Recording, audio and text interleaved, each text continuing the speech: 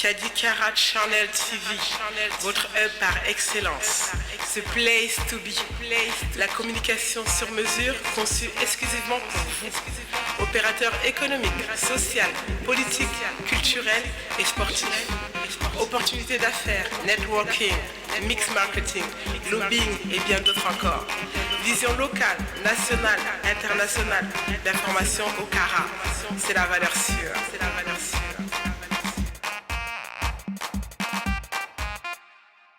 Hello everybody, welcome to Kadi Kara Channel TV. Nous sommes heureux aujourd'hui d'accueillir un leader politique guinéen, M. Boubacar Diallo. Bonjour. Comment allez-vous? Ça va. Et les activités? Mais ça va, ça se passe bien. D'accord. Bon, apparemment, vous avez fait un trajet entre la France et la Belgique, c'est bien ça? Absolument. Alors, est-ce que vous pouvez nous dire un peu qui est-ce que vous êtes? Boubacar Sidiki Diallo. D'accord.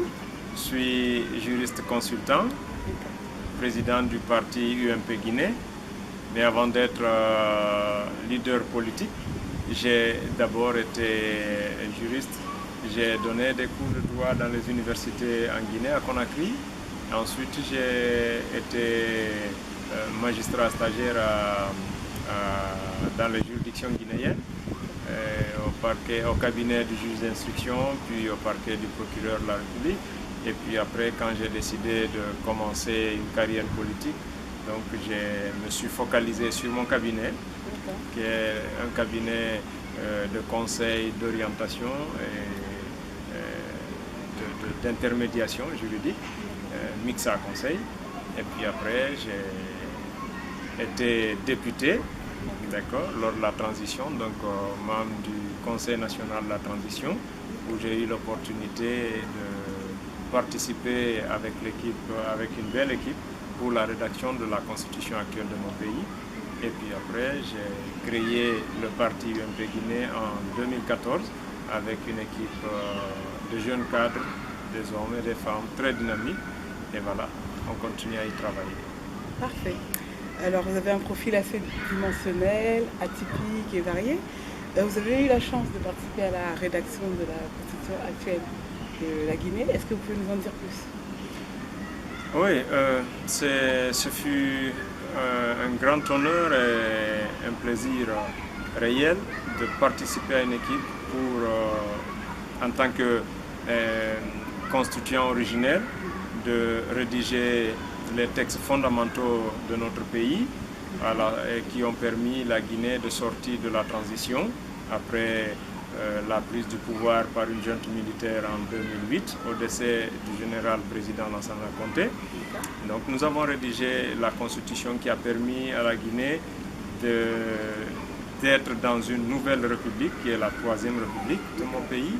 Et donc c'est pour moi une expérience et aussi le sentiment d'avoir été utile et même très utile à mon pays et aussi à mon continent. D'accord. Donc là, ça reste comme une exclusivité pour vous?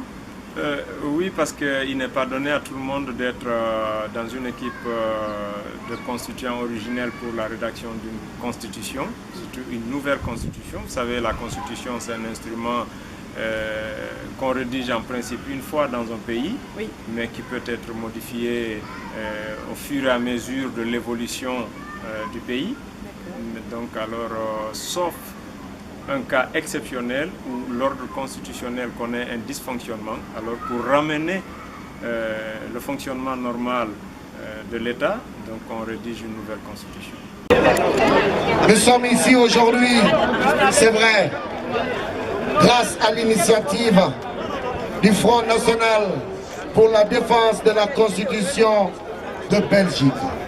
C'est le lieu de les saluer, c'est le lieu de les féliciter, car ça ne fut pas facile. Ça a été plusieurs jours de réunion, ça a été plusieurs jours sacrifiés, ça a été plusieurs temps consacrés pour la Guinée. Mesdames et messieurs, je vais donner la parole à M. Aboubacar Sidiki Diallo, membre fondateur FNDC Belgique, président UMP. Sous vos applaudissements, M. Aboubacar Sidiki Diallo. Bonjour tout le monde. Alama. Gasay. Atebena. Mesdames et messieurs, nous vous remercions pour votre présence. Nous vous remercions pour votre esprit de liberté, de démocratie et pour votre loyauté dans la vision que les Guinéens cherchent.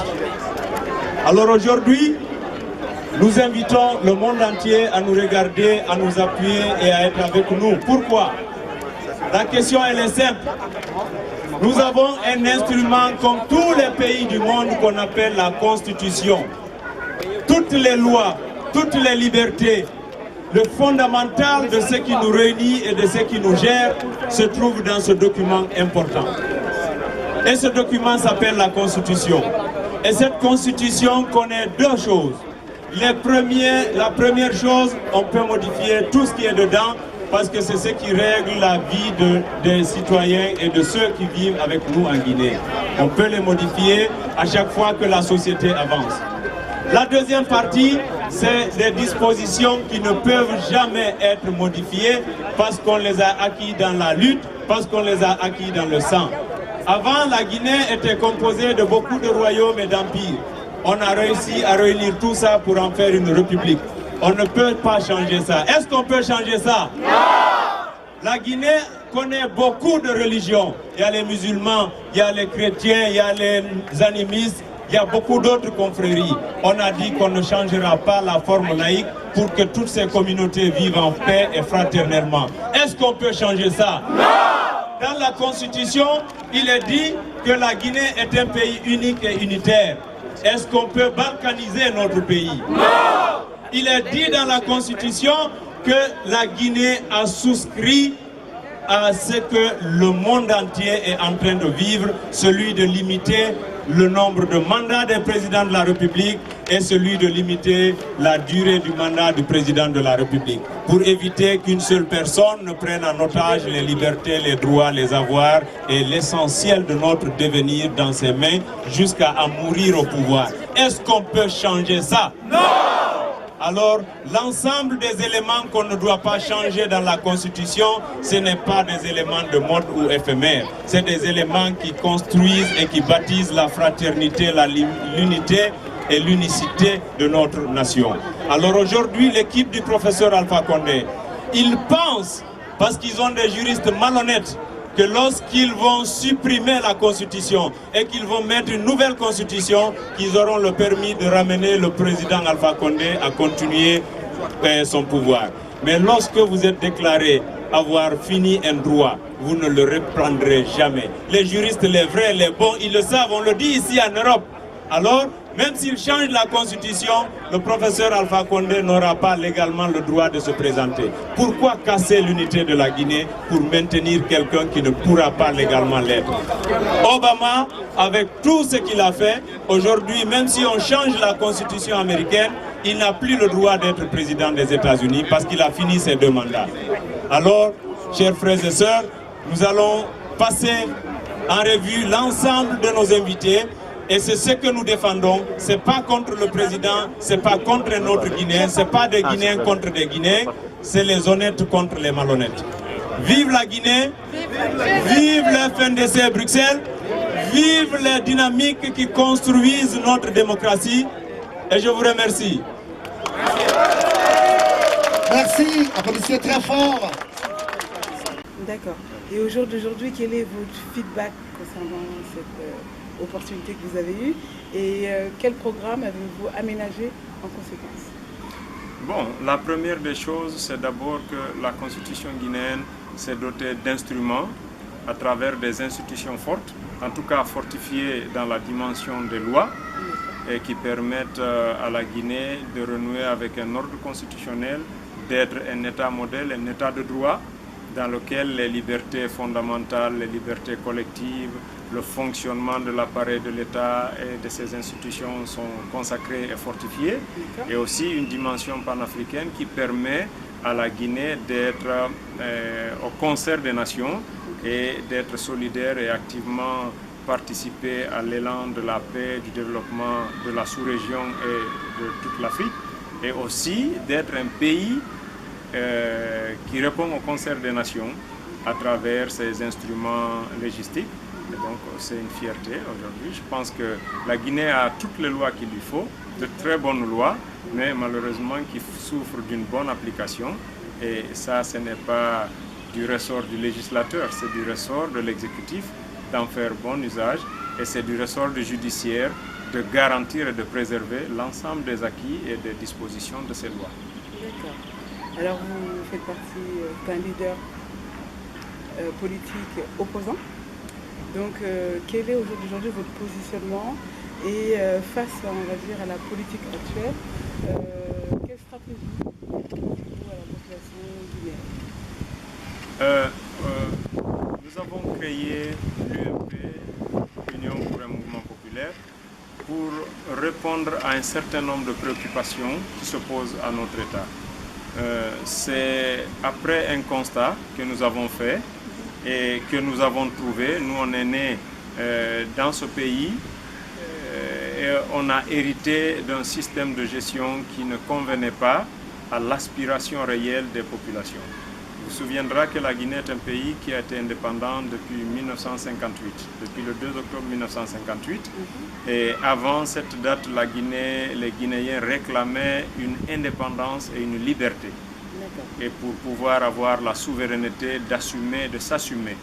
Et nous avons combattu à travers des mouvements syndicaux africains et nous avons obtenu notre indépendance.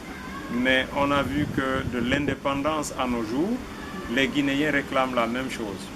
Nous avons besoin de liberté. Donc l'indépendance nous a permis d'avoir la souveraineté, mais la liberté était encore toujours aux prises d'une équipe qui a toujours géré le pays. La révolution a créé le parti-État, où les Guinéens n'avaient pas le droit de s'exprimer, il n'y avait pas le droit à la divergence, il n'y avait même pas la possibilité d'avoir, si vous voulez, une justice équitable et qui soit au solde du bon droit.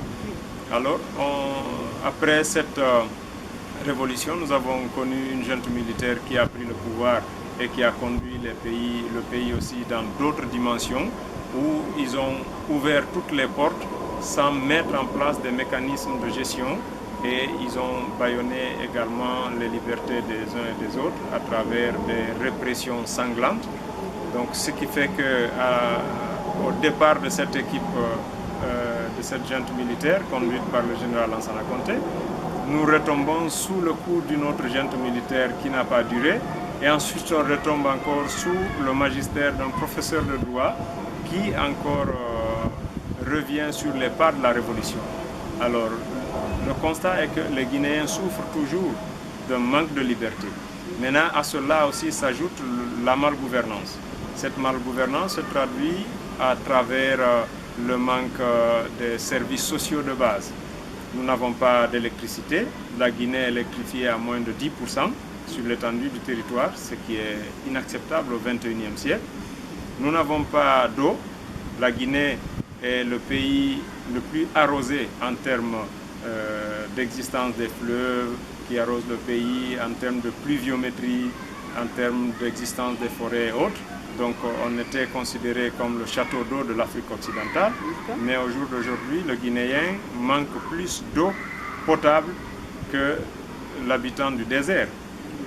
D'accord? Alors nous manquons de système éducatif. Le niveau de l'éducation en Guinée est au plus bas de l'Afrique. Et nous manquons également de système de santé. Il n'y a pas 4 années, la Guinée a connu une épidémie d'Ebola, d'accord, qui a endeuillé tout le pays et qui d'ailleurs par le manque d'une gestion adéquate a infecté 3 pays limitrophes au point que le monde entier s'en est ému pour venir au chevet de la Guinée. Donc alors l'ensemble de tout ça accroît la misère et augmente le niveau d'obscurantisme et à cela il n'y a pas d'emploi, mais à contrario nous voyons les richesses du sol et du sous-sol augmenter dans le volume et la densité d'exploitation. D'accord? Nous sommes les 3e exportateurs de pétrole au monde et cette exportation a triplé pendant le magistère de M. le professeur Alpha Condé, mais le Guinéen vit en dessous du seuil normal de la pauvreté. L'ensemble de ces préoccupations nous ont interpellés, puisqu'il est un contemporain disait que chaque génération a une mission. Il lui appartient de l'assumer ou de la trahir. Alors, nous avons décidé d'accomplir notre mission, et dans l'accomplissement de cette mission, le devoir nous revient, nous-mêmes, de prendre notre destin en main. Alors, on a estimé qu'il fallait, au lieu de se mettre à juger les autres, à attaquer les politiques, à culpabiliser, responsabiliser ceux qui n'ont pas pu faire ce qu'on aspire à voir, alors il faut participer à une équipe où nous-mêmes, nous pouvons être des acteurs majeurs pour pouvoir donner cette dimension et ce résultat au peuple. Donc on a commencé par faire un constat, celui de savoir qu'on vit dans un environnement où on manque de l'essentiel. Donc si tu manques de l'essentiel, c'est que tu ne vis pas, tu survis. Alors il faut quitter de l'étape de survie à l'étape de la vie. Et pour vivre, il faut travailler, il faut se former, il faut se soigner, il faut se loger, il faut produire.